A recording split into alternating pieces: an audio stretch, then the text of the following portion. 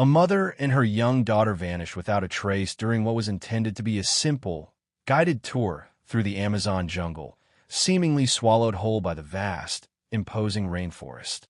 The trail went cold, leaving behind only questions and heartbreak. But then, 9 agonizing weeks later, during a profoundly desperate search mission deep within the unforgiving wilderness, her husband, Michael, discovers something truly shocking. It's a discovery that irrevocably changes everything he thought he knew about their disappearance. The thick, humid air of the Amazon jungle clung insistently to Michael Johnson's skin like a suffocating second layer as he painstakingly trudged through the incredibly dense, almost impenetrable foliage. With each arduous step, his heavy boots sank deeply into the soft, yielding earth, and the sturdy walking stick clutched firmly in his right hand became essential for maintaining balance on the treacherous, uneven terrain. The substantial backpack he carried felt exponentially heavier with every passing hour, weighing down his already burdened shoulders, a physical manifestation of the immense emotional toll. 9 weeks, an eternity. It had been exactly 9 long weeks since his beloved wife, Sarah, and their precious 10-year-old daughter, Emily, had disappeared during what was advertised as a routine, perfectly safe river tour. 9 weeks filled with desperate, exhaustive searching, countless sleepless nights haunted by worry, and the slow, painful dwindling of hope. 2 stoic Colombian police officers walked steadily ahead of him, their machetes occasionally slicing through the more stubborn, overgrown vines that dared to block their path through the emerald labyrinth. Officer Davis, the taller and more imposing of the two, paused momentarily to wipe beads of sweat from his brow before turning back to address Michael. "Mr. Johnson, we have been searching continuously for 4 hours now," he stated, his English accented but clear and fluent. "Regrettably, we have found nothing new, nothing different compared to all the previous searches we've conducted." Michael simply nodded, his jaw tight, but kept walking with unwavering determination. The second officer, Officer Miller, exchanged a significant, weary glance with his colleague. "Perhaps it is time we seriously consider heading back, sir," Officer Miller suggested carefully, his tone gentle but firm. "The conditions out here are far from favorable, especially as darkness approaches, and it will be getting dark in just a few hours." "Just a bit longer," Michael replied, his voice raspy, strained by the oppressive humidity and emotion. "Please." Officer Davis sighed audibly, a sound heavy with unspoken fatigue, but chose not to argue further. Instead, he voiced the grim reality that Michael knew they had both been thinking, but had perhaps been too polite to verbalize directly until now. "Mr. Johnson, I truly understand your unwavering determination, your need to keep searching, but you must also understand the harsh realities," he began, his tone compassionate yet grave. "No one, absolutely no one, can survive for 9 full weeks in this jungle without the proper supplies, extensive knowledge of the environment, and considerable luck. There are countless dangers lurking everywhere. Aggressive wild animals, treacherous quicksand hidden beneath innocent-looking ground, sudden flash floods that sweep away everything in their path, violent storms that materialize with little warning." Officer Miller added softly, "We found their boat 2 weeks ago. The significant damage strongly suggests it was caught in unexpectedly strong currents or perhaps capsized. We believe they may have unfortunately encountered a sudden, violent storm or simply became hopelessly lost with their guide." Michael's jaw tightened visibly, his knuckles white where he gripped his walking stick.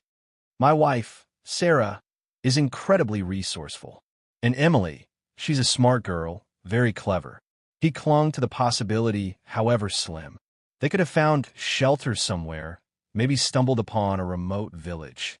"Sir," Officer Davis cut in gently but firmly, "surviving this long, under these conditions, would be nearly impossible, a true miracle, even for the most experienced and seasoned jungle explorers."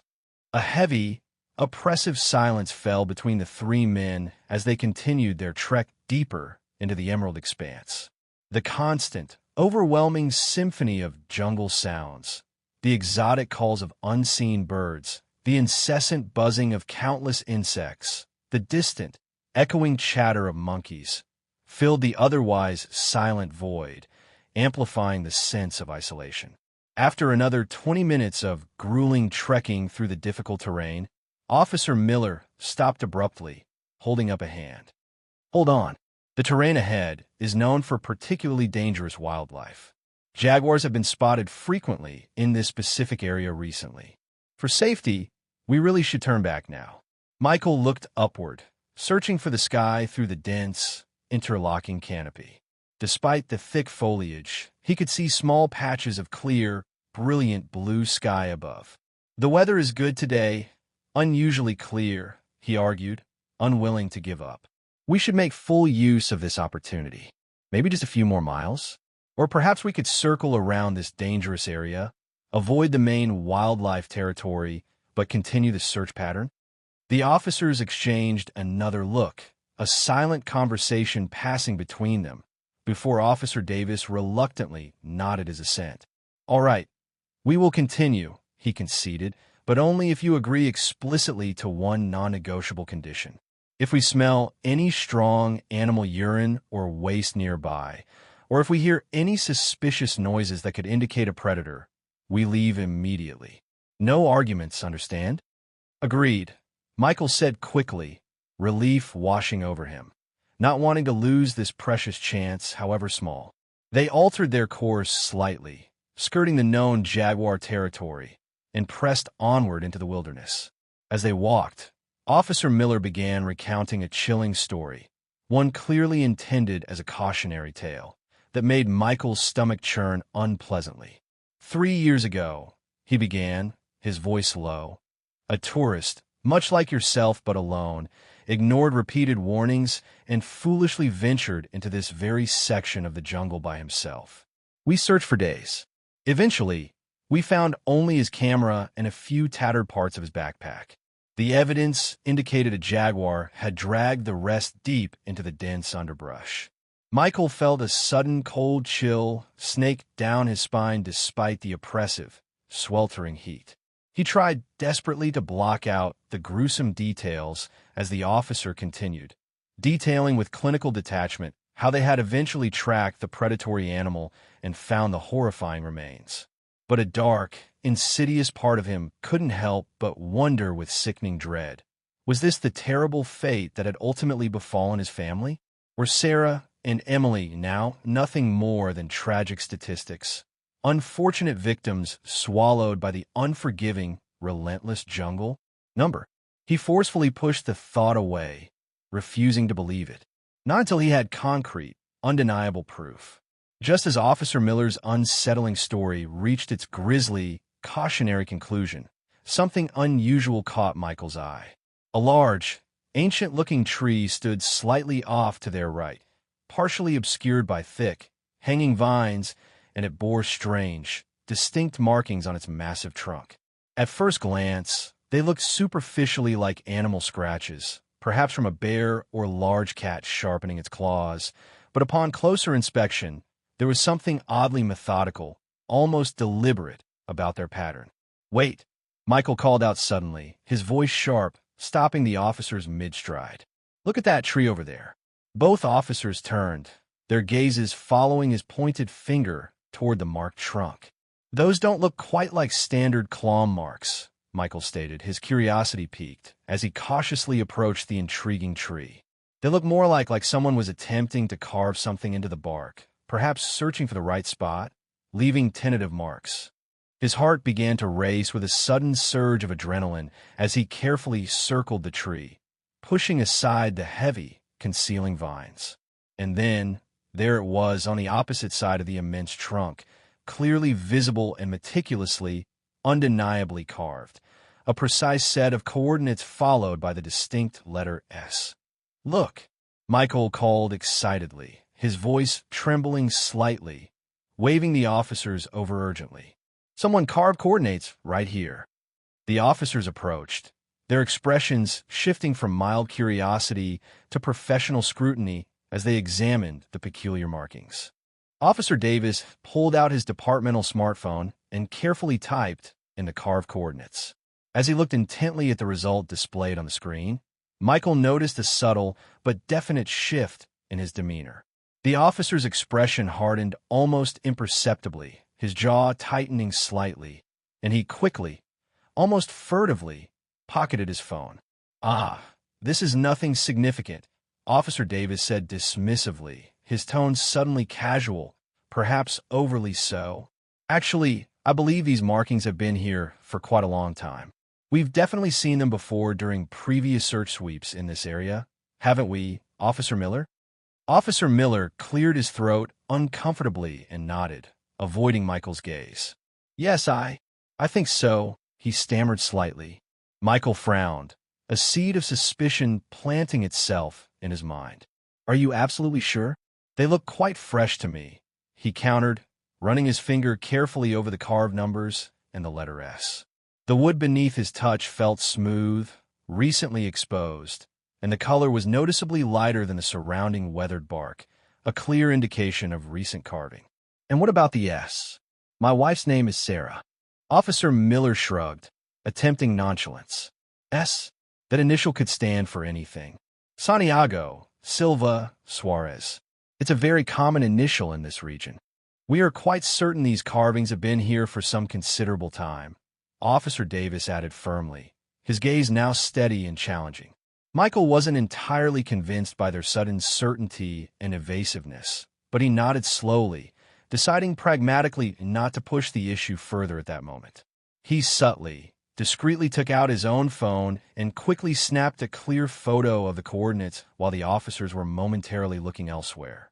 Suddenly, Officer Miller stiffened, his head lifting, nose twitching as he sniffed the air. "Do you smell that?" he asked sharply. Officer Davis nodded grimly, his hand instinctively moving towards his holstered weapon. "Jaguar scent. Strong. We need to go back to the station immediately. Now." But as the officers turned, focused on the perceived threat, Michael didn't notice the animal scent at all. Instead, his gaze fell downward, and he noticed something small on the ground near the base of the tree that the others had apparently missed.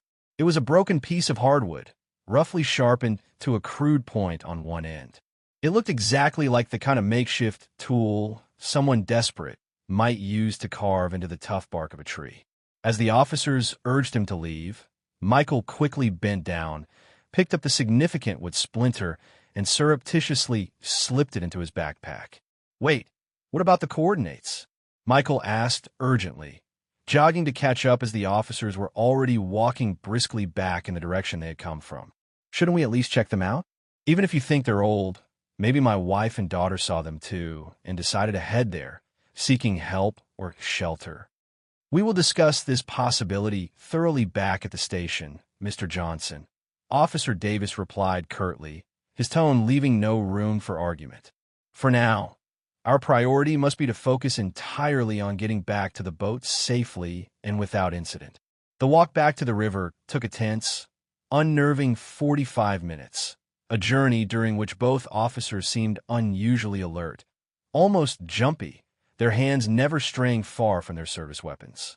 When they finally reached the relative safety of the riverbank, Michael felt a confusing mixture of profound relief and simmering frustration. They quickly boarded the waiting police boat, and the captain immediately started the engine, steering them swiftly away from the dense jungle shoreline and back toward the small outpost of civilization. As the boat cut steadily through the murky, brown river waters, Michael pulled out his phone again and opened the photo he had taken of the coordinates. Bringing up an offline map application, he carefully inputted the numbers he could decipher. 2.3 degrees north, 69.8 degrees west. The map pinpointed a location deep within the Vopes Department, near the Inirda River, an extremely remote, heavily forested region of Colombia, known for its isolation. He was just about to search for more detailed information about the specific area when the boat suddenly, violently lurched to one side without warning, throwing him completely off balance.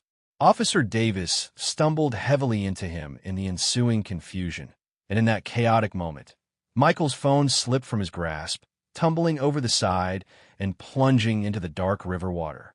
"No!" Michael shouted in dismay, watching in absolute horror as his phone, his lifeline, disappeared beneath the murky surface. All my contacts, my photos, my only way to communicate reliably with home. Without a second thought for his own safety, fueled by desperation, he rapidly stripped off his shirt and shoes and dove headfirst into the surprisingly cool water. Fortunately, the river current wasn't particularly strong in this section, and the water was relatively calm, allowing him to dive down towards the muddy riverbed. The murky water stung his eyes fiercely, making visibility poor, but driven by necessity, he could just barely make out the faint, ghostly glow of his phone screen somewhere below him on the bottom. His lungs burning, protesting the lack of air, Michael reached out frantically and managed to grasp the submerged device, then kicked powerfully toward the surface. Breaking through with a desperate gasp for air, he quickly swam back to the waiting boat, where the surprised officers helped pull him aboard, dripping and shivering. Water streamed from his recovered phone as he climbed back into the boat, his mind racing, now filled with even more pressing questions about the mysterious coordinates and the officers' increasingly strange, evasive behavior. Michael sat dripping wet and cold on the boat's hard bench seat, staring intently at his waterlogged phone. Miraculously, the screen was still illuminated, displaying the map, but he knew from bitter experience that electronic devices and water were a disastrous combination. Acting quickly, driven by a sliver of hope, he powered it off completely and carefully removed the battery, trying desperately to drain as much water as possible by shaking it vigorously. "Maldition," he muttered under his breath, frustration evident in the Spanish curse he'd picked up during his stressful time in Colombia. Without his phone operational, he felt even more profoundly isolated and cut off than before. How would Sarah and Emily possibly contact him if they somehow managed to escape or find help? What if they were somewhere right now, desperately trying to call him, and he couldn't answer? "Do not worry excessively, Mr. Johnson," Officer Miller said, noticing his obvious distress, his tone attempting reassurance. "If they need to reach you, they will surely call the police headquarters, and we will notify you immediately, without delay." Michael nodded numbly, but the reassurance felt hollow, unconvincing. He knew that without access to his phone and its map data, he also couldn't easily check the coordinates again or research the area without having to rely on these officers. Officers he was beginning to trust less and less with each passing hour. The remainder of the boat journey back toward the small town of Mitu passed in a thick, tense silence.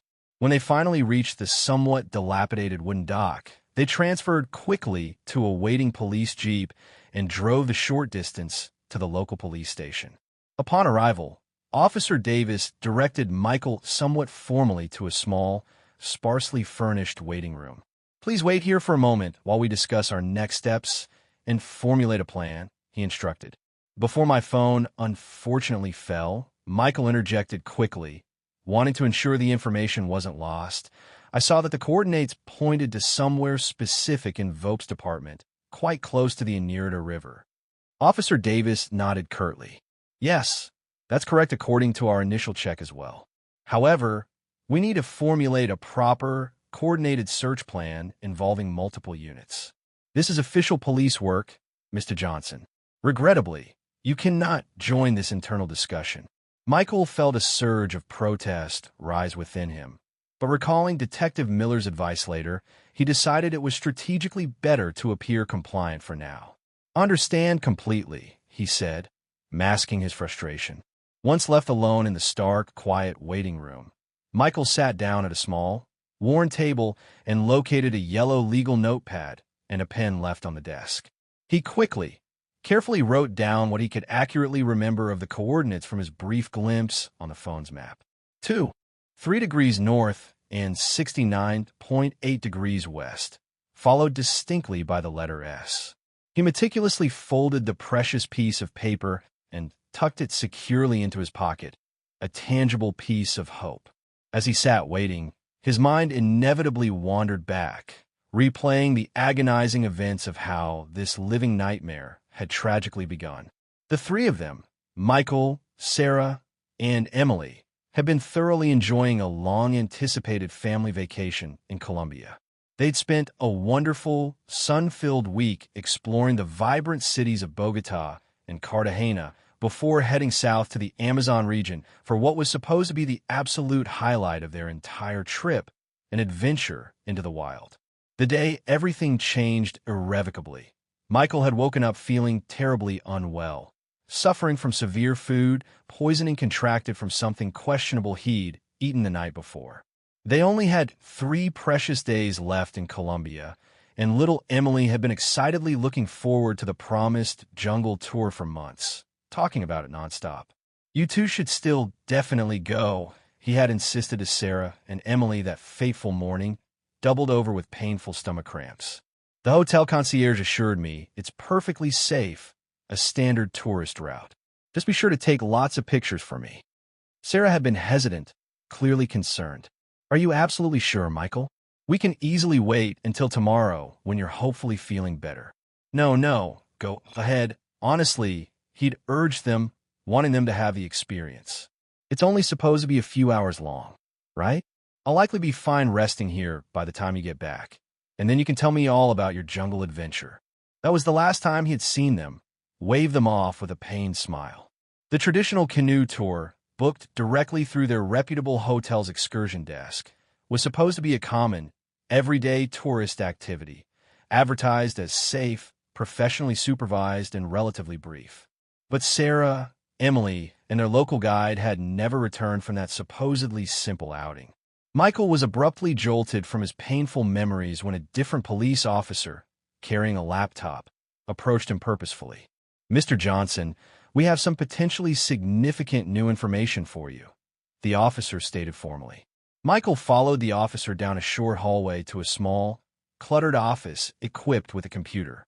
The officer, who introduced himself briskly as Detective Miller, closed the door firmly behind them and sat down at the desk, motioning for Michael to take the opposite chair. "We have now officially confirmed some troubling details about the guide who took your wife and daughter on that river tour," Detective Miller began, his expression serious. "His name is Ricardo Gomez, and troubling verification reveals he was not an official guide employed by your hotel, nor any reputable local company." Michael's heart sank heavily in his chest. "What? But the hotel?" He was not registered with any official tour company whatsoever. According to information gathered from people in his home village, he primarily works various freelance jobs, sometimes fishing commercially, sometimes taking on odd jobs for tourists looking for unofficial excursions, potentially undercutting legitimate businesses. The detective pulled up some digital files on his computer screen. "We've also meticulously analyzed the river conditions prevailing on the specific day they disappeared.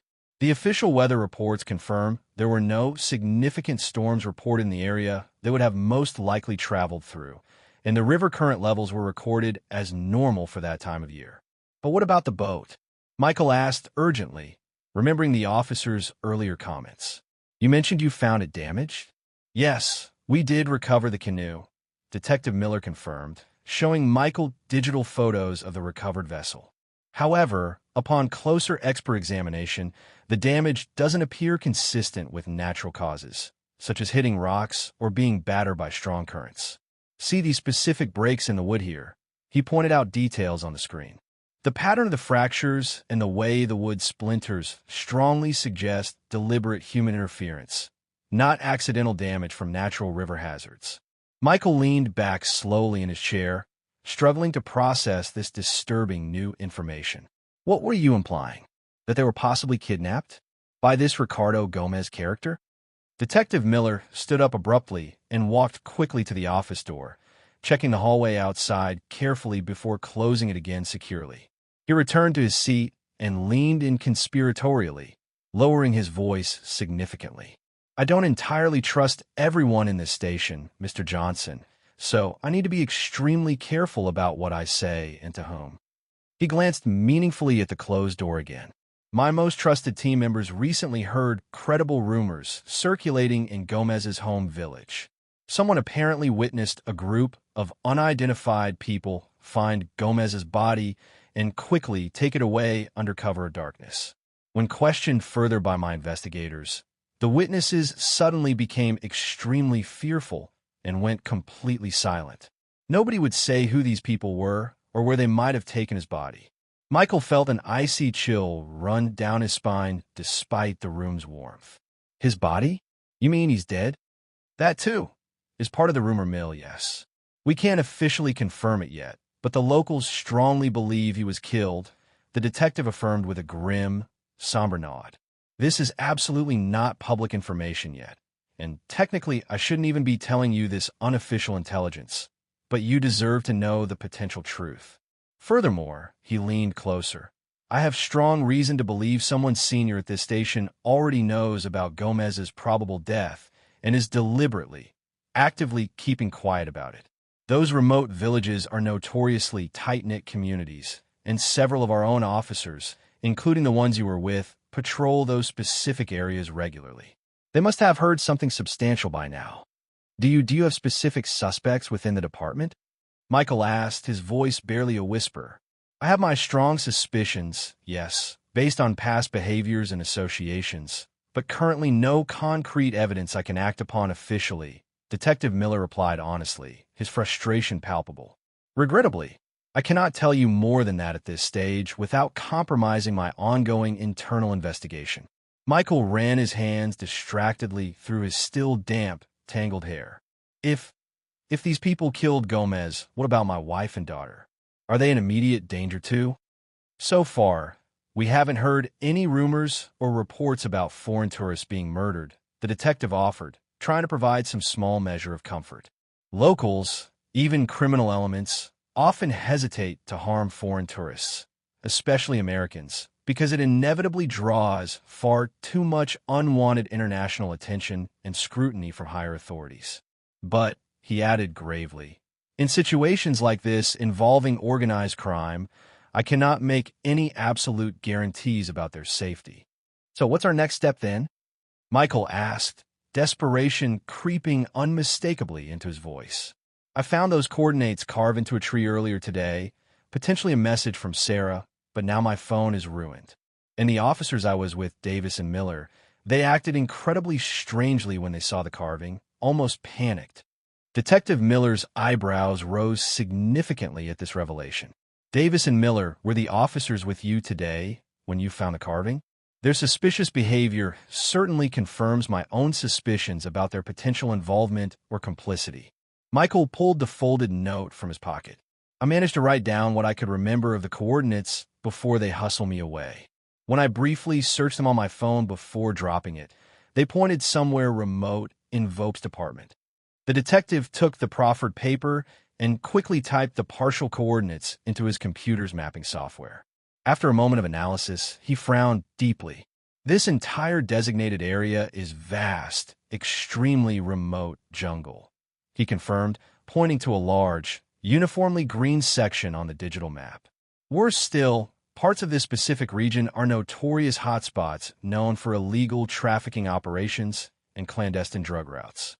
If these coordinates you found are indeed significant and related to your family's disappearance, it would certainly explain why those particular officers were acting so suspiciously and wanted to divert you. Michael studied the detective's face intently, trying to gauge his sincerity, desperately needing someone trustworthy. Detective Miller, can I truly trust you? He asked directly. I can't simply vouch for myself, Mr. Johnson. If I did, you probably wouldn't, and perhaps shouldn't, believe me anyway, the detective replied with stark honesty. He turned his computer screen so Michael could see it clearly. But what I can do is show you my official record. These are the internal corruption cases I've personally handled and successfully prosecuted just within the past 5 years. 17 officers from this very region alone, he pointed to the case files, all are currently serving significant prison time thanks to these investigations. He met Michael's gaze steadily, unflinchingly. Ultimately, you'll have to decide for yourself, based on what you've seen and heard, whether you want to place your trust in me or not. Michael quickly scanned the impressive case files displayed on Detective Miller's screen, noting the meticulous documentation and successful prosecution of numerous complex corruption investigations. Something in the detective's straightforward, no-nonsense manner and his unusual willingness to show his credentials resonated deeply with Michael's intuition. If he couldn't bring himself to trust this man, then he likely couldn't trust anyone in this entire country. "I trust you," Michael said finally, decisively. Relief flickered briefly across Detective Miller's stern face. "Good. Now listen very carefully," he instructed. "We cannot simply rush off to these coordinates without a proper, well-thought-out tactical plan. As I mentioned, the area is incredibly dangerous, not just because of the inherent perils of the jungle environment, but more significantly because of who likely controls that territory. If we blindly stumble into heavily armed traffickers unprepared, it could end very badly, tragically for all of us involved." "So what do we do?" Michael pressed, anxiety mounting. "My family could be there right now, in imminent danger. Here's the plan. I will discreetly send some of my most trusted, hand-picked men to covertly join the official search expedition that Officers Davis and Miller are undoubtedly planning right now. Likely as a cover," Detective Miller outlined. "My men will keep a very close eye on things from the inside, monitor Davis and Miller's actions, and most importantly, they will be there to protect you if necessary." "You're not coming yourself?" Michael asked, feeling a pang of disappointment. The detective shook his head firmly. "Unfortunately, no. My direct presence would undoubtedly raise too many alarms and suspicions immediately. Everyone in this station, especially the potentially corrupt elements, knows my reputation for investigating internal affairs. If I suddenly decided to join a remote search mission being led by officers I have investigated previously, they would instantly know something significant is wrong, that I suspect them." He placed a reassuring hand briefly on Michael's shoulder. "But I promise you, unequivocally, you can trust my men implicitly. They have worked closely with me for many years on sensitive cases like this. They are loyal and highly competent." Michael nodded reluctantly, understanding the strategic necessity. "I understand. Good. Now, return to the waiting room," the detective instructed. "Act as normal as possible. Pretend you know absolutely nothing about this conversation or my suspicions." Michael did exactly as instructed, returning to the waiting room, his mind whirling furiously with the new, disturbing information.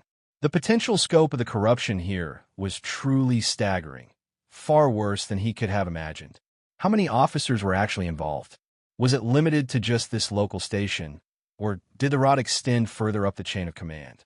He had been sitting nervously in the waiting room for less than 20 minutes when Officers Davis and Miller approached him together, their expressions carefully neutral. "Mr. Johnson," Officer Davis began, adopting a professional tone, "we have consulted and developed a preliminary plan for continuing the search based on the potential lead you discovered." Michael looked up, schooling his features, carefully maintaining a neutral, hopeful expression as discussed with the detective. That's great news," he managed to say. "We will travel to a small village located relatively close to the general area indicated by the coordinates you found," Officer Miller explained, unfolding a map. "We'll establish a temporary base camp there and conduct systematic searches in the surrounding jungle area for approximately 1 week, sending out multiple small search teams daily to cover more ground. You may accompany us on this expedition, if you wish," Officer Davis added, his gaze level. "However, you must agree to follow our lead explicitly at all times. We cannot risk your personal safety, as we have officially vouched for your presence here with our superiors." "Of course," Michael agreed readily, playing his part as he and Detective Miller had discussed. "I understand completely. I truly appreciate all your ongoing help and effort." After quickly gathering necessary supplies and making final logistical preparations, they departed for the remote village. Michael learned they would be traveling in 2 sturdy police jeeps with a total contingent of 5 police personnel, all apparently hand-selected by Officers Davis and Miller themselves.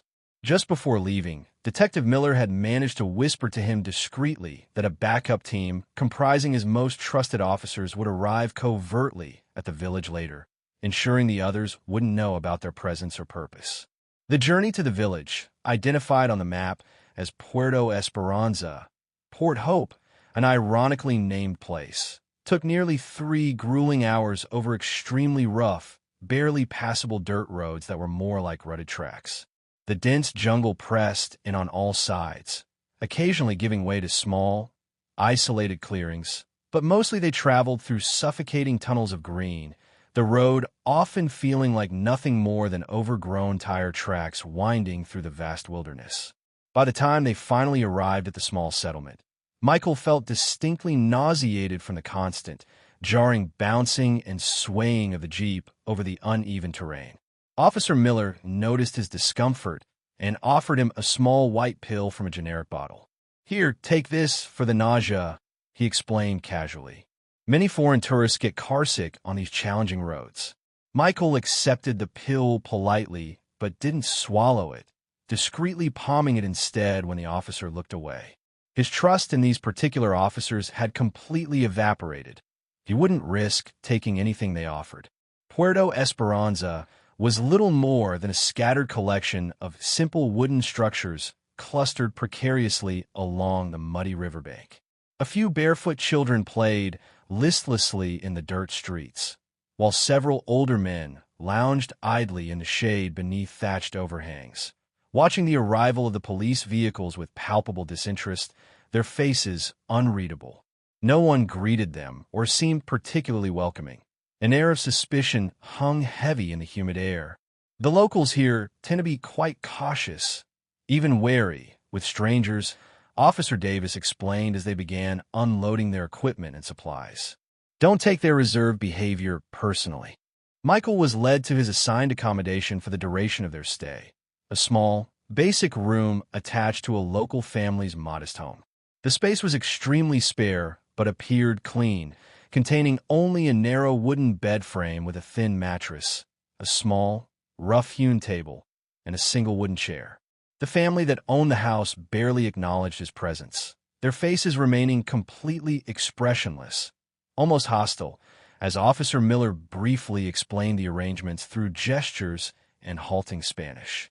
"It's getting dark now," Officer Davis announced, glancing at the rapidly fading light. "We'll begin our intensive search operations early tomorrow morning at first light. Get some rest tonight, Mr. Johnson." Left alone in the small, confining room, Michael placed the suspicious pill conspicuously on the table, still completely unwilling to take any medication provided by these officers. His earlier nausea gradually began to subside as he sat quietly on the uncomfortable bed, trying desperately to calm his racing thoughts and mounting anxiety. The room grew progressively darker as night fell swiftly over the jungle, the only source of light now emanating from a small, flickering oil lamp placed on the table. No electricity out here, of course, Michael realized with a sinking feeling. He stretched out fully clothed on the narrow bed, not realistically expecting to sleep, his mind far too preoccupied with worry, suspicion, and the faint, terrifying glimmer of hope the coordinates represented. Every tiny creak of the wooden house structure made him tense up, muscles coiled. Every distant voice drifting on the night air made him wonder desperately if it might be Sarah or Emily calling out. Were they close by? Were they even still alive after all this time? The agonizing questions tormented him relentlessly as he lay trapped in the unfamiliar, suffocating darkness. He must have drifted off into an uneasy sleep despite his intense anxiety, because the very next thing he knew, he was startled violently awake by the slight, almost imperceptible squeak of his room door opening stealthily. Peering through the dim, uncertain light filtering from the oil lamp, he saw a shadowy figure slip silently into his room. Before he could fully react or cry out, the unknown intruder lunged swiftly toward the bed, pressing a thick pillow forcefully down over his face, smothering him. Michael thrashed wildly beneath the suffocating weight, desperately trying to throw off his attacker, but the man was incredibly powerful, his grip like unyielding iron. Michael clawed frantically at the man's strong arms, fighting with primal desperation for precious air, his lungs beginning to burn. Then, horrifyingly, he felt another set of hands grabbing his legs and arms firmly, pinning him down completely, rendering him helpless. Two attackers, working in chillingly silent coordination. He continued to struggle with all his might, but his lungs were screaming for oxygen, dark spots dancing erratically in his rapidly fading vision. His strength began to wane noticeably, his frantic movements becoming weaker, less coordinated with each passing second. The very last thing Michael heard distinctly before losing consciousness completely was one of the men whispering urgently in Spanish. Asegurate de que no se despierte hasta que lleguemos al campamento. Make sure he doesn't wake up until we reach the camp. Then a profound, enveloping darkness claimed him entirely. Consciousness returned to Michael gradually, in disorienting waves, his mind slowly rising from the deep darkness into a hazy, confusing twilight of awareness. His head throbbed painfully, a dull, persistent ache, and his mouth felt incredibly dry, like coarse sandpaper. He tried instinctively to move, but found his limbs heavy, sluggish, and strangely uncooperative. As his vision slowly cleared, focusing fuzzily, he realized he was confined in a dimly lit, enclosed space. The only illumination seemed to be filtering down weakly from somewhere above, passing through what appeared to be thick metal bars. A prison cell. He was lying directly on a damp, cold dirt floor, the chill seeping into his skin. Michael forced himself to sit up slowly, deliberately ignoring the wave of intense dizziness that washed over him as he moved. Looking upward, he could now clearly see people walking around on a level above him, their indistinct shadows occasionally crossing the heavy bars that separated his underground prison cell from the world above. "Hello," he called out tentatively, his voice hoarse and weak. "Is anyone there? I need help. Please." In immediate response, something small and hard, likely a stone, came flying down through the bars, landing painfully on his shoulder. "Hey!" Michael shouted again, louder this time, indignant despite his predicament. Another stone followed instantly, this one narrowly missing his head. "It's no use calling out." A weary voice spoke suddenly from the deep darkness behind him. "They'll just keep throwing stones, maybe worse if you make too much noise." Michael whirled around sharply, his heart pounding violently in his chest. He hadn't realized he wasn't alone in the cell. As his eyes gradually adjusted to the profound darkness, he could make out the silhouette of another man sitting slumped against the far wall of the small cell. Who are you?" Michael asked, instinctively lowering his voice to a whisper. The man shifted slightly, moving into a patch of weak light filtering from above. He appeared to be roughly in his late 30s, with a weathered, sun-beaten complexion common to someone who spent a great deal of time working outdoors. His clothes were torn and filthy, his face visibly bruised and swollen. "My name doesn't matter down here," the man replied tiredly in heavily accented but understandable English. "We're both in the exact same terrible situation now. Prisoners, trapped in their hidden drug lab." "Drug lab?" Michael repeated, stunned. "What drug lab? Where on earth are we?" The man laughed bitterly, a harsh, grating sound devoid of any humor. "You truly don't know? You were brought here by police, yet you don't know? This," he gestured vaguely around the dark cell, "is a clandestine cocaine processing facility, hidden deep in the jungle where the authorities supposedly can't find it. Or perhaps," he added with heavy emphasis, "where they simply won't look." "But there were police officers with me," Michael stammered, confusion clouding his already throbbing thoughts. "We came to a village, supposedly to search." "Police?" The man laughed again, the sound hollow and utterly mirthless this time. "Those men who brought you? They probably weren't real police. Or maybe," he shrugged fatalistically, "maybe they were actual police officers. Down here, deep in this territory, it often doesn't matter much either way. Many local police here are corrupt. They effectively work for the powerful cartels. They get paid very well to simply look the other way, ignore illegal activities, or sometimes," he paused for effect, Sometimes their job is to actively deliver unsuspecting people like you directly to their employers. Michael's blood ran cold as the horrifying realization finally sank in completely. The corrupt officers, Davis and Miller, had never had any intention of helping him find his family. They had cynically, callously delivered him straight into the waiting hands of their ruthless criminal associates. "Wait a minute," Michael said suddenly, studying the other man's bruised face more closely in the dim light, a flicker of recognition sparking. Are you Ricardo Gomez? The guide?" The man's eyebrows rose in genuine surprise. "See, how do you know my name?" "I'm Michael Johnson," Michael explained quickly. "My wife Sarah and my daughter Emily were with you on that river tour 9 weeks ago. All 3 of you disappeared without a trace." Recognition slowly dawned in Gomez's weary eyes. "Ah, see, you are Sarah's husband, the American tourist." "Yes, that's me." Michael moved closer, desperate for information. "Do you know where they are now? Are they alive? Please tell me." Gomez nodded slowly, cautiously. "See, I believe so. I have heard their voices occasionally up here. Some days ago, they sometimes walk above us, near the prison bars." He gestured upward toward the ceiling grate. "But, truthfully, it has been maybe 3 days now since I last heard them speak. These cartel people, they're always moving prisoners around between different locations, different cells. I don't know for certain where they might be right now." Relief and terror battled fiercely within Michael. His family was, or at least had recently been, alive. But they were helpless prisoners of what was clearly a dangerous and ruthless drug cartel. "What happened that day? On the river?" Michael pressed urgently. "How did you all end up captured and brought here?" Before Gomez could begin to answer, the loud, grating sound of a heavy metal door opening echoed from above them. Both men instinctively looked up to see the heavy metal grate covering their cell being slid aside. A rough rope ladder was then quickly lowered down into the dark cell. "Gomez! Arriba! Up!"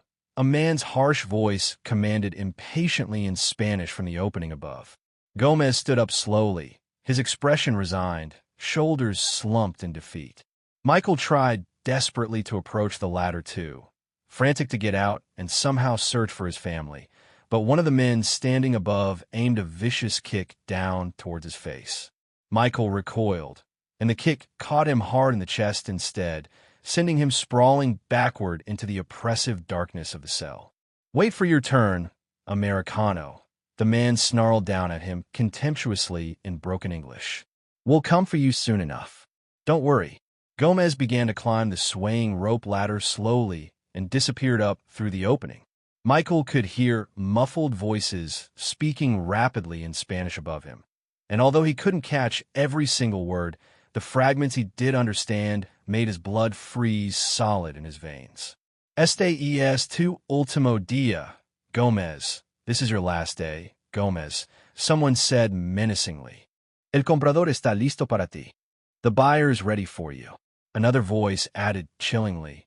"No te preocupes. Nos aseguraremos de que te corten bien." Don't worry. We'll make sure they chop you up real neat. Organ trafficking. The horrific realization hit Michael with the force of a physical blow. These inhuman people weren't just manufacturing and trafficking drugs. They were also involved in the gruesome, unthinkable business of selling human organs. Before he could fully process this new, horrifying revelation, the grate above opened again abruptly. Another man peered down, this one holding a menacing pistol casually in his hand. "You too, gringo. Come with us now," he ordered curtly, dropping the rope ladder back down into the cell. "Lots of buyers today, lots of money to be made," he added with a cruel smirk, brandishing the gun threateningly. "Try anything funny, anything at all, and I shoot you right here, right now. Comprende?" Michael climbed the ladder with visibly shaking hands, his mind numb with terror and disbelief, emerging into a large, cavernous warehouse-like structure.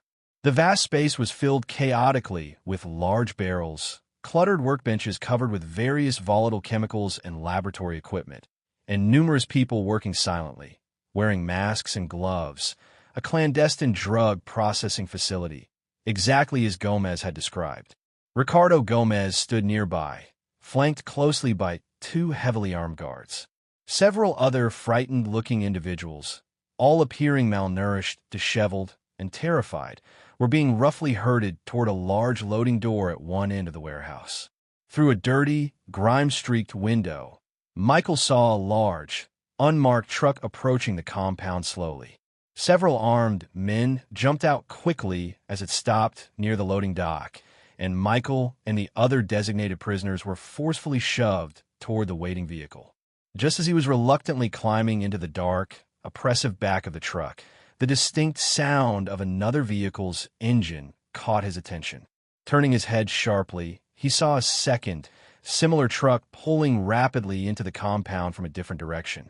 And there, bound at the wrists and being roughly led from the back of that second truck by guards, were Sarah and Emily. "Sarah! Emily!" Michael screamed their names, his voice raw with anguish and a sudden, overwhelming surge of desperate hope, his heart feeling like it would nearly burst from his chest at the sight of them after so long. They both turned instantly at the sound of his familiar voice, their eyes widening in shocked recognition, a flicker of desperate hope igniting in their exhausted faces. For one brief, incredibly precious, heart-wrenching moment, their gazes locked across the dusty, chaotic compound. Then, brutally, a guard's heavy gun but connected viciously with the side of Michael's face, the impact stunning him and sending him sprawling hard onto the rough metal bed of the truck. Warm, sticky blood trickled freely from his nose as the truck's powerful engine roared abruptly to life, pulling away from the compound. Blood dripped steadily from Michael's throbbing nose onto his already filthy shirt as the truck rumbled jarringly away from the hidden compound, carrying him, Ricardo Gomez, and three other terrified prisoners deeper into the dense, unforgiving jungle.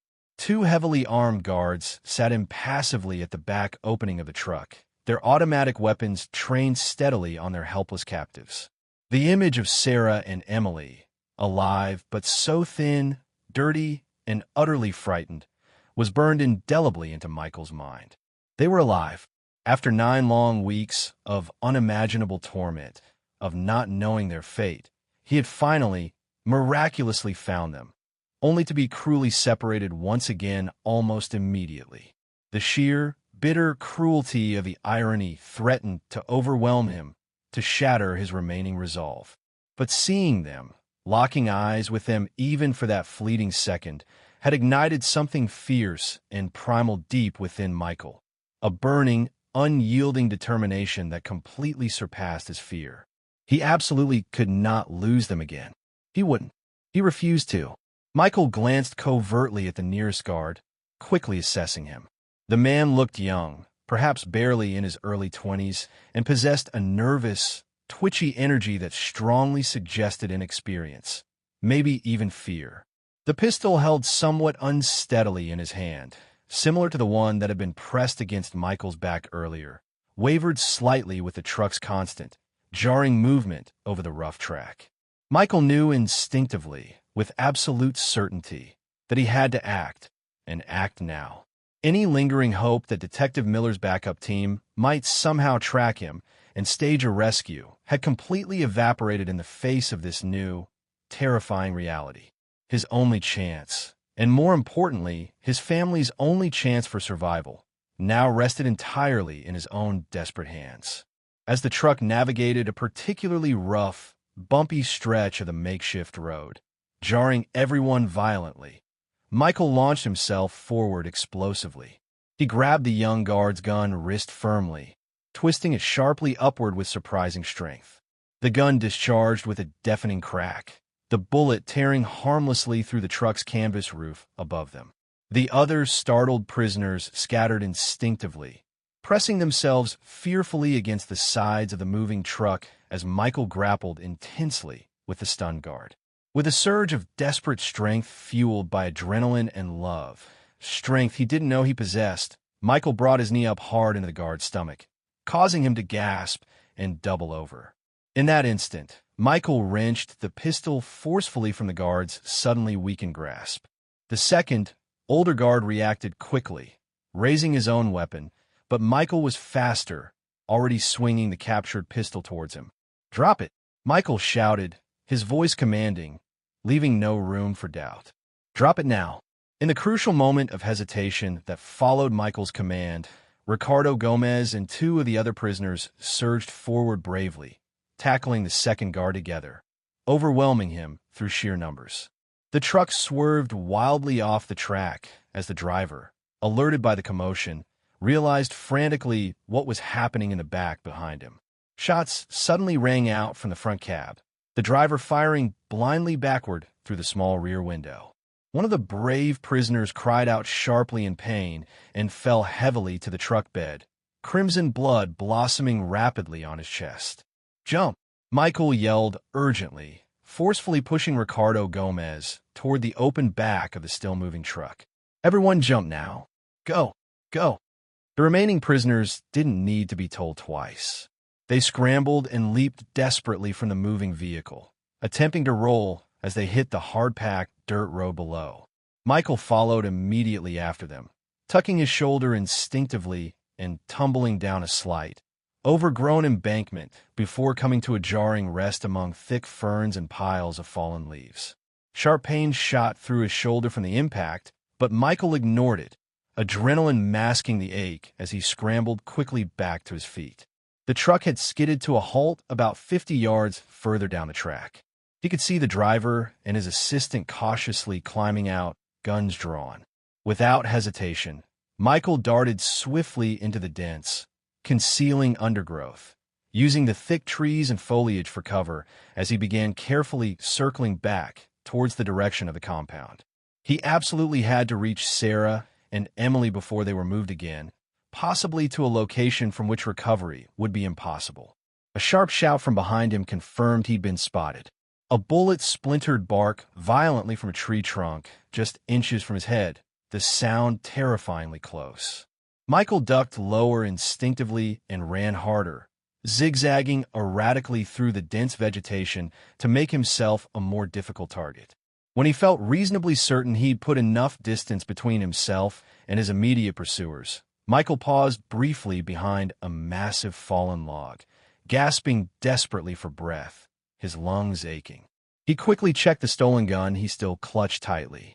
6 bullets remaining in the magazine. Not much firepower, especially against potentially numerous, well-armed opponents, but infinitely better than having nothing at all.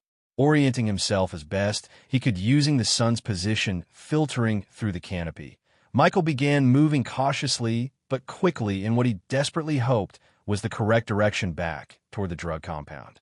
Time was absolutely critical now. If that second truck he'd seen had been preparing to move Sarah and Emily elsewhere immediately, he might already be tragically too late. After approximately 15 tense minutes of careful, stealthy navigation through the thick, disorienting jungle, Michael spotted a clearing emerging ahead through the trees. Crouching low behind another massive fallen tree at the edge of the clearing, he cautiously surveyed the scene below. The drug compound was significantly larger and more complex than he had initially realized from his brief, terrifying time inside the warehouse. It consisted of a collection of several rough buildings, seemingly constructed haphazardly, all surrounded by a high chain-link fence topped with barbed wire. Numerous armed men patrolled the perimeter watchfully, and several trucks came and went through a heavily guarded main gate. Michael's heart sank heavily as he scanned the compound and saw that the second truck, the one that had been carrying Sarah and Emily just moments ago, was no longer parked where it had been near the warehouse. Had they already been moved? Panic threatened to engulf him. Then, his eyes caught movement near one of the smaller, more isolated buildings. He spotted them. Sarah and Emily were being transferred right now from that building to a different truck parked nearby. This one noticeably more modern, possibly armored, and much better maintained than the other dilapidated vehicles he'd seen.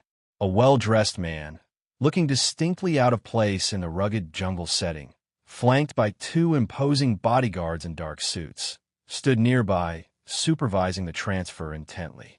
He appeared to be giving sharp, impatient orders, his gestures authoritative and demanding. The boss, Michael guessed instantly, recognizing the air of command. Pure panic coursed through him like ice water. Once that specific truck left the compound with his family inside, he might truly never find them again. Suddenly, a commotion erupted near the main gate. Men were shouting agitatedly, pointing back toward the jungle, specifically in the direction from which Michael had just cautiously approached. The driver of his escape truck must have returned and raised the alarm about the prisoner escape. Michael realized he needed to act now, immediately, while the guard's attention was momentarily diverted elsewhere. Staying low to the ground, moving as silently as possible, he began circling again, planning to approach the compound from a different, less guarded angle, one offering more potential cover. As he cautiously neared the fence line on the far side, away from the main gate activity, Michael noticed a small, makeshift tent set up near one of the smaller, seemingly less important buildings. Something familiar lying discarded inside caught his eye instantly. His own backpack, tossed carelessly onto a rickety table inside the open tent flap. Glancing around quickly to ensure no one was watching this particular area, Michael slipped swiftly under a loose, damaged section of the chain-link fence and darted silently across the short open space to the tent. Inside, heart pounding, he found not only his essential backpack, but also, miraculously, his waterlogged phone and the battery he had carefully removed after it fell into the river earlier. Michael grabbed his precious belongings, quickly checking inside the backpack by feel. The sharpened piece of wood he had found near the tree carving was still there. The very piece Sarah must have used to carve those life-saving coordinates. He quickly pocketed the significant wooden shard, then retrieved his phone and battery. With trembling, fumbling hands, he rapidly reassembled the phone and pressed the power button, hardly daring to hope it would still function after its immersion. To his utter astonishment and immense relief, the screen flickered erratically and then came partially to life, though displaying visible water damage clouding significant parts of the display. Critically, the touch sensors were now extremely erratic, sometimes registering his touch several inches away from where he actually pressed, making operation difficult and frustrating. But incredibly, it worked at least partially, sort of. Michael quickly ducked behind the nearby building as he heard voices approaching. Peering cautiously through a narrow gap between the rough wall panels, he watched with agonizing helplessness as Sarah and Emily were roughly loaded into the back of the waiting modern truck. They both looked terribly thin, utterly exhausted, their clothes dirty and torn. Emily's small face was streaked with dried tears, while Sarah's expression was disturbingly vacant, almost catatonic, as if she were completely disconnected from the horrific reality surrounding her. The heartbreaking sight tore viciously at Michael's heart. What unspeakable horrors had they endured during these past 9 weeks of captivity? The truck's engine suddenly started with a powerful roar. It was absolutely now or never. Fumbling with the damaged touchscreen, Michael managed to dial the emergency number, praying desperately that the call would connect through the weak, remote jungle signal. After several agonizingly long seconds of tense silence, a calm operator finally answered. Servicios de emergencia. ¿Cuál es su emergencia? Emergency services. What is your emergency? My name is Michael Johnson. He whispered urgently into the phone, keeping his voice low. I'm an American citizen. I've been kidnapped, held by a drug cartel, somewhere in the Vosges region, near the Inirta River. They also have my wife, Sarah, and my daughter, Emily. He quickly, concisely described his desperate situation, emphasizing the extreme urgency. Please, you must connect me immediately with Detective Miller in Me Too. I strongly believe there are corrupt police officers involved directly in this entire operation. Stay on the line, senor, if possible, the operator instructed calmly. We will attempt to trace your location from a signal. My phone is badly damaged, Michael explained hastily. It could die completely at any moment. I'll keep the line open for as long as I possibly can. As he spoke, Michael began moving cautiously through the compound again, staying deep in the shadows cast by the buildings, carefully following the truck that now carried his precious family. It moved slowly along the rough jungle road leading away from the compound, likely due to the poor terrain, allowing him, for now, to keep pace at a safe distance on foot. "I can see some kind of structure up ahead," Michael told the operator, describing the building that had just come into view through the trees. "It looks like another facility, maybe a secondary outpost or holding area." Detective Miller's trusted team reports they are currently in a nearby village, the operator relayed, the signal beginning to break up noticeably. "They estimate they will reach your approximate location soon, based on the coordinates you provided earlier." "The signal, it's breaking up."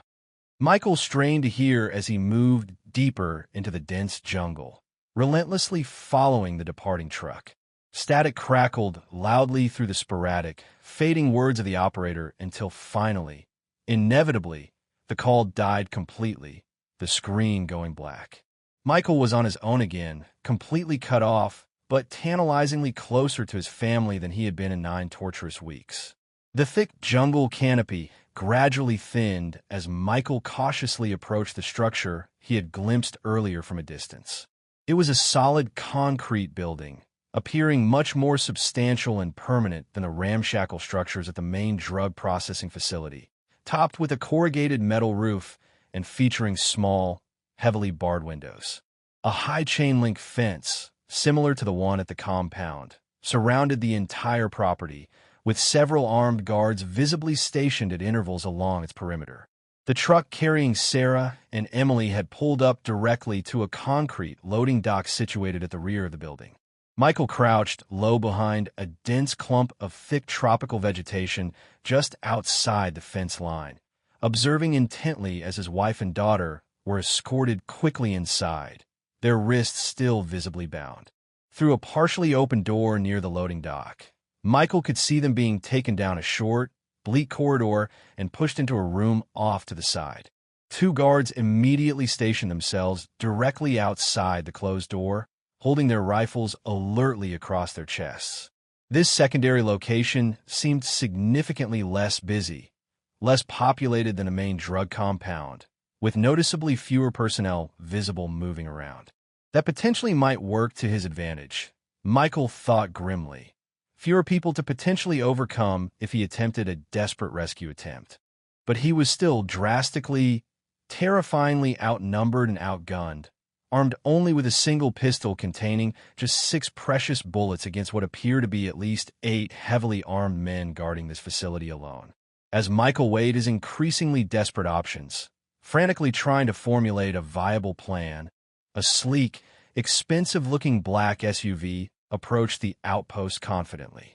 It drove straight through the main gates without being stopped or questioned, strongly suggesting the occupants were either expected or well-known, perhaps high-ranking members of the organization.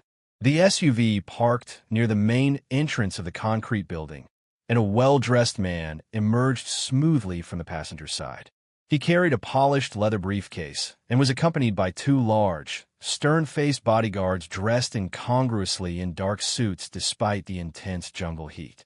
Michael's blood ran cold as the horrifying realization hit him with sickening certainty.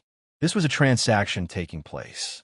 Someone important had arrived specifically to purchase his wife and daughter, likely for the horrific purposes he now understood. Inside the building, the newly arrived visitors were greeted deferentially by the man Michael had previously identified as the boss back at the drug facility. The 2 men shook hands briefly, professionally, then disappeared inside the building together, followed closely by their respective security details. Michael knew he couldn't wait any longer. Detective Miller's men might be on their way, but they could arrive tragically too late. He needed to act now, decisively, before the transaction was completed and Sarah and Emily were taken away again, perhaps forever. Gripping the stolen pistol tightly, his hands slick with sweat, Michael began to carefully circle the compound again, searching intently for the weakest point in their security setup. The backside of the property, where the dense jungle grew closest to the fence line, seemed less monitored, apparently patrolled by only a single guard walking a slow, predictable route. Michael waited patiently, concealed in the undergrowth, until the guard's back was momentarily turned, then sprinted silently across the short, open space separating the jungle edge from the fence. He quickly slipped through another gap where the chain link had been crudely cut and poorly repaired earlier, tearing his already ragged shirt in the process, but managing to make it through the perimeter fence undetected. Once inside the compound's perimeter, Michael pressed himself flat against the building's cool concrete wall, inching his way cautiously along it toward the specific door where he had seen Sarah and Daphne taken just minutes before. His heart hammered so loudly against his ribs, he irrationally feared the nearby guards might actually hear it pounding. As he neared the designated door, he could clearly hear voices emanating from inside the room. The boss and the newly arrived buyer callously discussing the terms of their horrific transaction. "Excellent quality merchandise," the buyer was saying appreciatively, his voice smooth and cultured. "Especially the girl. Young, apparently healthy. Perfect for our specific clientele's needs. The woman is potentially worth just as much, perhaps even more," the boss replied matter-of-factly. "Organ harvesting pays a significant premium for healthy adult specimens, as you know." Michael's stomach lurched violently, bile rising in his throat. They were talking about his precious family, as if they were mere livestock, cold-heartedly calculating their monetary value based on the individual parts of their bodies that could be brutally harvested and sold on the black market. A sudden, overwhelming wave of pure, incandescent rage washed over him, completely eclipsing his fear.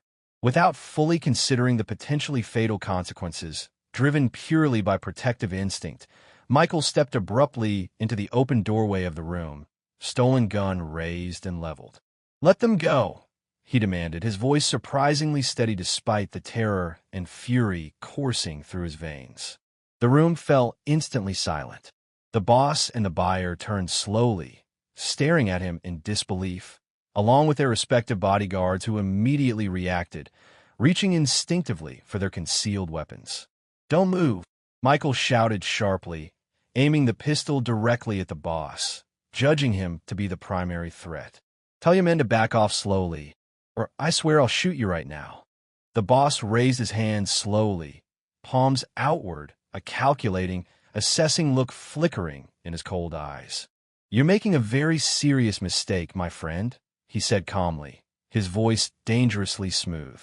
"You honestly think you can just walk out of here with them? There are 20 heavily armed men outside this building alone. You'll never even make it to the main gate alive." The buyer, looking visibly annoyed and impatient by this unexpected interruption, turned dismissively to the boss. "This unforeseen complication is not my problem to deal with. I am leaving immediately. Consider our deal officially off until you handle your obvious internal security issues properly." He gestured curtly to his own bodyguards and began moving purposefully toward the door where Michael stood. "Nobody leaves this room," Michael insisted desperately, swinging the gun uncertainly toward the approaching buyer. "Not until my family is safe and clear." Seizing the momentary distraction, one of the boss's bodyguards lunged swiftly at Michael while his attention was divided. The gun went off with a loud bang as they struggled fiercely, the bullet embedding itself harmlessly in the ceiling plaster above. Strong, expert hands gripped Michael's arms brutally, wrenching the precious weapon away from him with painful force. As Michael fought desperately to regain control, pinned helplessly, the door behind him suddenly burst open violently. More armed men poured rapidly into the small room, and for one terrifying, sinking moment, Michael thought it was surely the end, until he heard a familiar voice shout loudly and clearly in Spanish. "Policia, nadie se mueva." "Police, nobody move." Michael turned his head sharply to see Ricardo Gomez entering the room cautiously, backed by a team of heavily armed, uniformed police officers, presumably Detective Miller's men, their weapons expertly trained on the stun traffickers. Chaos erupted instantly as the police team stormed forcefully into the room. The buyer's two bodyguards unwisely drew their own weapons, and gunfire exploded deafeningly within the confined space. Michael, still physically restrained by one of the boss's remaining men, used the sudden, violent distraction to finally break free, slamming his elbow hard into his captor's exposed ribs. As the man doubled over, Gasping in pain, Michael spotted another guard attempting to move strategically to flank the incoming police officers.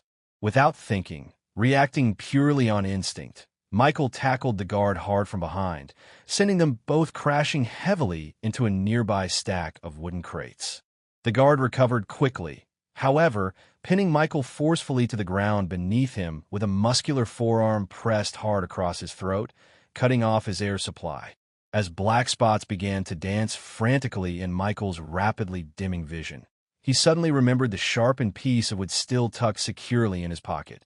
The makeshift tool Sarah had likely used, the tool that had ultimately carved those life-saving coordinates into the jungle tree. With his remaining strength rapidly fading, Michael managed to work his hand desperately into his pocket and wrap his fingers tightly around the precious wooden shard.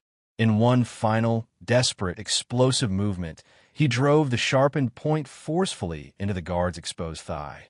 The man howled in agony, his crushing grip loosening just enough for Michael to twist violently free from beneath him. He scrambled away quickly, instinctively grabbing the guard's dropped pistol as he did so.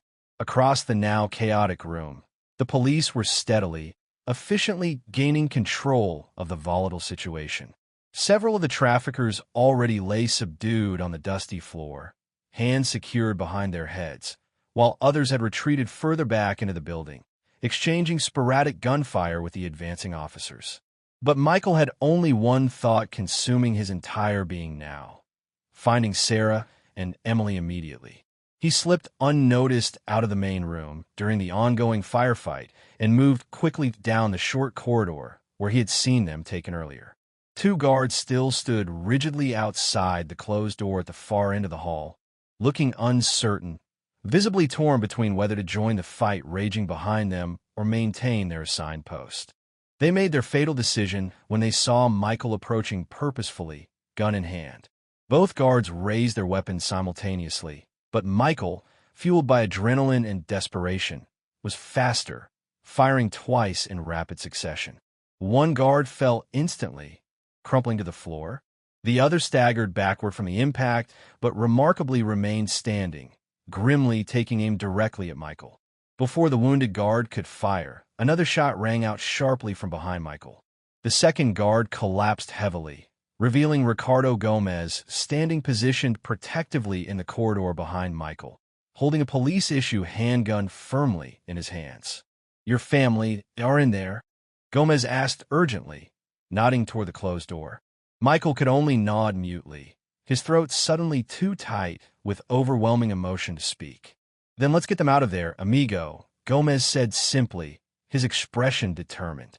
Together, they approached the heavy wooden door.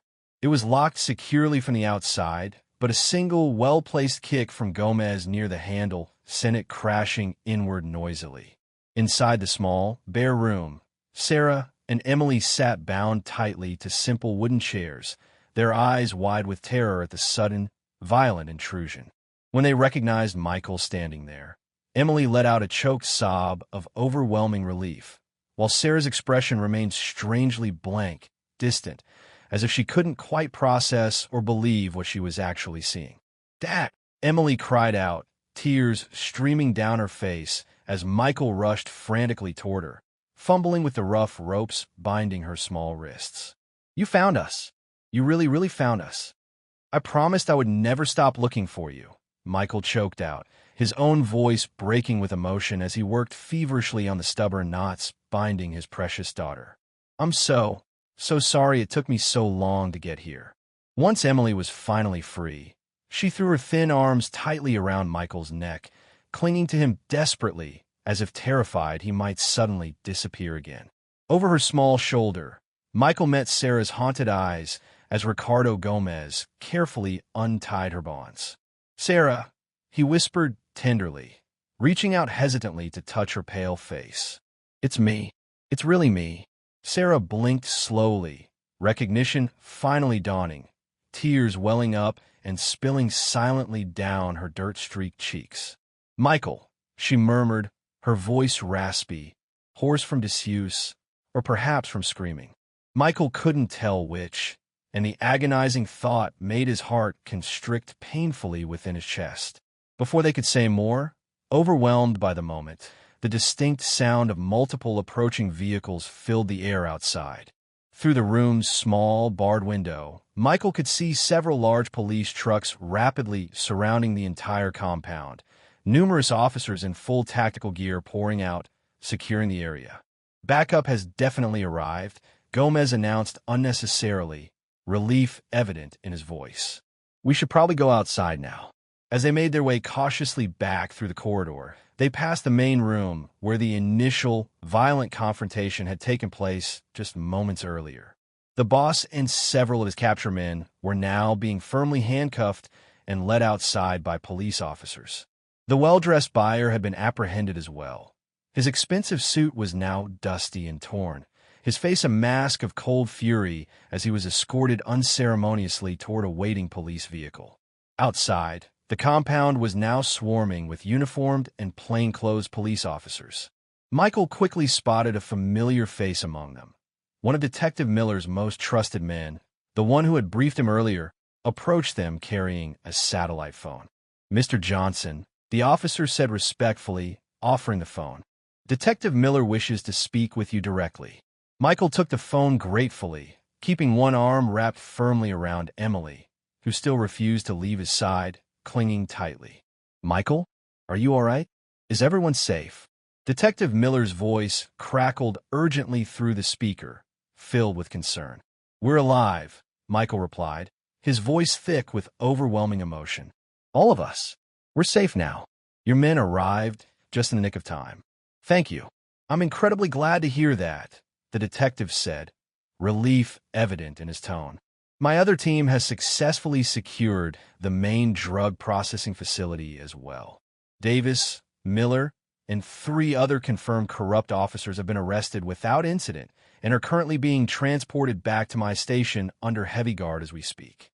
The remaining known cartel members involved in this operation are either already in custody or are actively being pursued by our units through the surrounding jungle." "Thank you," Michael said again simply, knowing the words were utterly inadequate to express the depth of his gratitude for what the detective and his loyal team had risked and accomplished.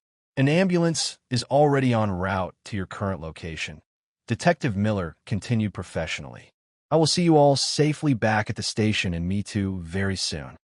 As Michael handed back the satellite phone, he instinctively drew both Sarah and Emily close, savoring the incredibly precious, solid feel of them safe in his arms again after so long. After 9 endless weeks of living through hell, they were finally, miraculously, together again. A uniformed medic approached cautiously to check their immediate physical conditions, paying particular attention to Sarah, who seemed the most physically affected and emotionally withdrawn from their horrific ordeal. As Sarah was gently guided toward one of the waiting medical transport vehicles, Michael noticed Ricardo Gomez speaking earnestly with several police officers nearby, gesturing animatedly as he recounted events. Is he really helping the police now?" Michael asked the officer standing beside him, still trying to reconcile Gomez's role. "Gomez," the officer replied, nodding. "Yes, apparently after he managed to escape the truck with you earlier, he encountered one of our advanced patrol units on the road and bravely led them back here to this location." Michael nodded slowly, making a firm mental note to thank the complicated man properly when things eventually calmed down. Whatever Ricardo Gomez's initial questionable motives might have been, he had undeniably played a crucial role in helping to save their lives in the end. As the convoy of police and medical vehicles prepared carefully to depart the secured compound, Michael held Emily's small hand tightly in his, unwilling to let go even for a second. Together, they climbed carefully into the back of one of the medical transport vehicles with Sarah, beginning the long, slow journey back towards civilization, leaving the nightmare of the jungle behind them. The nightmare wasn't truly over yet, not by a long shot. The deep physical and emotional scars would undoubtedly take a very long time to heal, perhaps never fading completely. But they were alive, and, crucially, they were together again. For now, after everything they had endured, that precious fact was more than enough. The sterile, unnaturally white walls of the small hospital room back in Me Too provided a stark, jarring contrast to the overwhelming, oppressive green of the jungle that had served as their terrifying prison for so agonizingly long. Michael sat wearily in an uncomfortable, hard plastic chair positioned carefully between two hospital beds. Sarah lay in one, Emily in the other, both sleeping peacefully for the moment, aided by mild sedatives administered by the attending doctors to help ease their immediate trauma. Their physical conditions, while undoubtedly serious after weeks of neglect and abuse, weren't quite as dire as Michael had initially feared during those frantic final moments in the jungle. Malnutrition, severe dehydration, numerous painful insect bites, and a few minor but persistent infections. All were treatable with proper medical care and time. The profound psychological trauma they had endured, however, was a much deeper wound, one that would likely take much longer, potentially years, to fully address and heal. A soft, polite knock on the room door pulled Michael abruptly from his somber thoughts. Detective Miller entered quietly, looking exhausted but also visibly satisfied with the outcome of the operation. "How are they doing?" the detective asked quietly, nodding respectfully toward the two sleeping figures. "Stable, thankfully," Michael replied, his voice low. "The doctors want to keep them here for observation for at least a few days, maybe longer, depending on their recovery. Then, hopefully, we can finally arrange to fly home to the States." He ran a tired hand through his own hair, which was still matted with dirt and jungle debris. "Detective, I honestly can't thank you enough for everything you did," he said earnestly. "Without your help, your intervention—" Detective Miller waved away the gratitude with a dismissive gesture. "I was simply doing my job, Mr. Johnson," he stated firmly. "The difficult job I swore an oath to do when I first became a police officer." He pulled up another plastic chair and sat down beside Michael. "I thought perhaps you might want a more detailed update on the overall situation now that things have settled somewhat." Michael nodded gratefully, careful not to disturb Emily, whose small hand was still clutched tightly in his own, even in her sleep. "We've successfully dismantled a very significant and dangerous criminal operation today," Detective Miller began, his tone serious. "Not just the cocaine processing facility you were held at initially, but a complex, multi-layered human trafficking network that apparently extended its reach into at least 3 neighboring countries. The man who arrived at the second location, the one intending to purchase your family," he continued grimly, "has been identified as a high-level broker working for a much larger international organization that specializes specifically in organ harvesting." And he glanced meaningfully toward Emily's bed and chose diplomatically not to finish the horrific sentence, leaving the implication unspoken but clear. Michael swallowed hard, feeling sickened anew. And the corrupt officers? Davis and Miller. All 5 confirmed dirty officers, including Davis and Miller, are securely in custody and will be facing substantial prison sentences, the detective confirmed. During the initial searches of their lockers and homes, we've already found compelling evidence linking them directly to at least a dozen similar unsolved cases over the past few years. Other tourists who mysteriously disappeared without a trace in remote jungle areas, as well as several local indigenous people whose disappearances were tragically never even reported or investigated properly. This may well turn out to be the largest internal police corruption case in this department's entire history. "What about Ricardo Gomez?" Michael asked, still puzzled by the guide's ambiguous role in the whole affair. "I still don't fully understand his part in all of this madness." Detective Miller sighed wearily. "Yes, Gomez. We've spent considerable time questioning him extensively since his rescue. His story, as it turns out, is quite complicated, filled with poor choices and bad luck. He freely admits he's not an official hotel employee at all, but rather a small-time petty thief who occasionally posed as an unofficial jungle guide specifically to rob unsuspecting tourists of their valuables." Michael's expression hardened instantly at this admission. "So he deliberately put my family in incredible danger from the very beginning?" "Yes, his actions certainly led them into danger, but apparently not intentionally in this specific, catastrophic instance, according to his consistent testimony. Detective Miller explained carefully. According to Gomez, his original plan that day was simply to take your wife and daughter on a short, unauthorized detour off the standard route, rob them relatively non-violently of their cash and cameras, and then return them shaken but physically unharmed back near the hotel later that day. Apparently, the detective added dryly, he's successfully done similar scams before without getting caught. But obviously, something went terribly wrong this time, Michael guessed grimly. Detective Miller nodded in confirmation. Indeed, he admitted he wasn't actually familiar with that particular stretch of the river he chose for his detour. He took a wrong turn somewhere, got lost himself, and accidentally navigated them deep into remote territory strictly controlled by the cartel. They inadvertently became witnesses to sensitive cartel operations, drug transfers, things that no outsider should ever see. Consequently, the cartel captured all three of them as prisoners. And then what happened after they were captured? Michael prompted. Gomez claims he initially tried to make a deal with the cartel leader. The detective continued. Apparently, they sent him back alone to his village as a sort of test, to see if he would immediately alert the authorities about the captured tourists.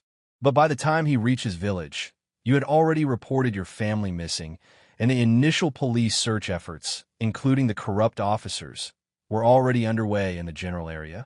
The corrupt officers, Michael said softly, the final pieces of the puzzle falling sickeningly into place. Exactly, Detective Miller confirmed. Davis and Miller encountered Gomez returning alone from the jungle and quickly realized what must have happened, that he had likely led tourists into cartel territory. Fearing exposure of their own involvement, they secretly captured Gomez themselves and sent him back to the cartel leadership, convincing them that Gomez needed to be permanently eliminated before he could potentially reveal the location or fate of your family. That, the detective concluded, is how he ultimately ended up imprisoned in that underground cell with you, awaiting his own grim fate with the organ traffickers. Jordan fell silent for a long moment, absorbing this complex, sordid information. After a while, he asked quietly, "What will happen to Gomez now? Legally? He will certainly face serious criminal charges for attempted robbery and reckless endangerment," Detective Miller replied pragmatically. "However, his subsequent cooperation with our investigation and his undeniable assistance in your family's eventual rescue will undoubtedly be taken into significant consideration during sentencing. Colombian justice is not always swift, unfortunately, but," he added hopefully, "it generally tries to be fair in the end." Their quiet conversation was suddenly interrupted by movement from Sarah's bed. She was awake, listening intently to them with clear, alert eyes, the most present and aware she had seemed since the traumatic rescue. "Sarah," Michael said softly, moving quickly to her bedside. "How are you feeling now?" "Better," she whispered, her voice still weak but steadier than before. Is it really over? Truly?" "It's over, my love," Michael assured her gently, taking her hand in his. "We're safe now. All of us." Detective Miller stood up respectfully. "I'll leave you three to talk privately now," he said kindly. "The doctor mentioned you might feel ready to give an official statement sometime soon, Mrs. Johnson, but please know there's absolutely no rush at all. Take all the time you need to recover first." After the detective had quietly left the room, Sarah squeezed Michael's hand tightly. "Michael, I need to tell you what happened to us," she began, her voice trembling slightly. "You don't have to do this right now." "Sarah, not if you're not ready," Michael said gently, concerned about re-traumatizing her. "No, I do," she insisted quietly but firmly. "Before I lose my courage again." She took a deep, shuddering breath. After they first captured us on the river, they separated us almost immediately. Emily was kept with some other captured women and children, but they took me away, forced me to work in that horrible drug lab. They forced me to handle dangerous chemicals, highly toxic ones, used for making cocaine. Look at my hands." She held up her palms, revealing the raw, reddish marks of chemical burns across her skin. If I ever made mistakes or worked too slowly, that they threatened to hurt Emily. Michael felt the familiar rage building hot inside him again, but he forced himself to remain outwardly calm, focusing entirely on supporting Sarah. We were moved constantly between different hidden facilities almost every few days, she continued, her voice gaining a little strength as she recounted the ordeal. Sometimes we were at the main processing lab, other times hidden in remote warehouses located in small, isolated villages like the one you were taken to. During one of the transportations, crammed in the back of a truck, I started noticing one of the guards carried a handheld GPS device.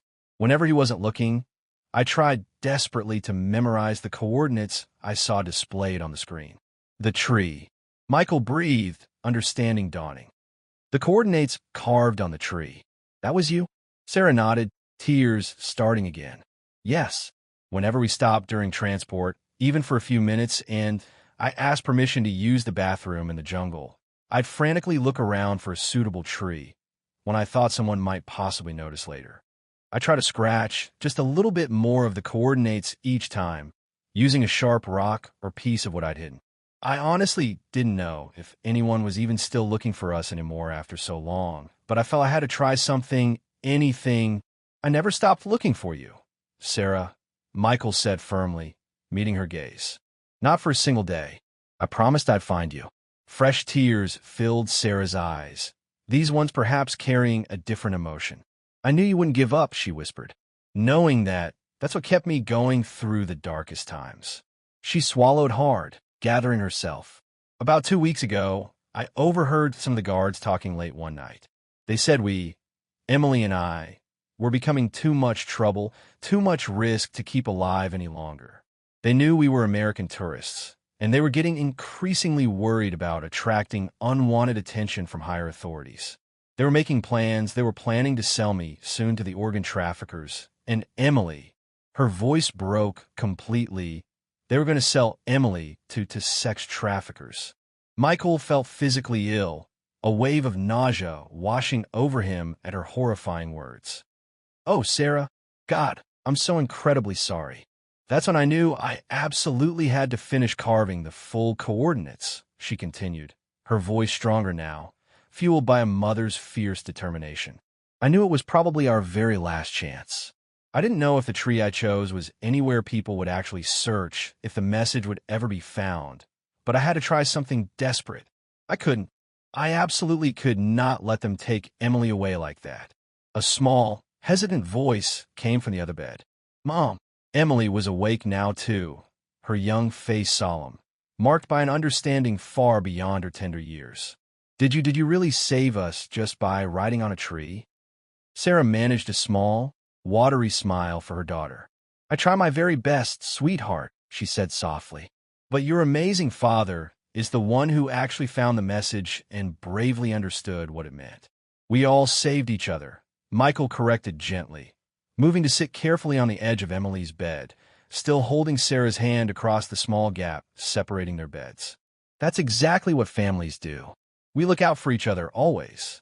For the first time since their terrifying rescue, Emily smiled, a genuine, heartwarming smile that truly reached her tired eyes. It was small, fragile, and tentative perhaps, but it was undeniably there, a hopeful sign that somewhere deep beneath the layers of trauma, their precious daughter was still whole, still capable of joy.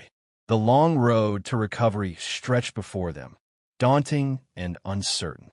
There would undoubtedly be terrifying nightmares, difficult therapy sessions, unexpected moments of crippling fear and overwhelming doubt for all three of them.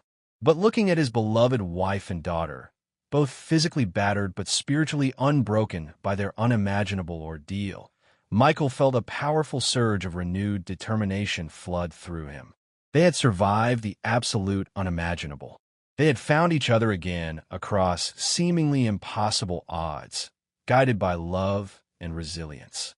Whatever future challenges lay ahead on their path to healing, they would face them together, as a family, just as they had somehow managed to face the suffocating darkness of the Amazon jungle and emerge, scarred but victorious.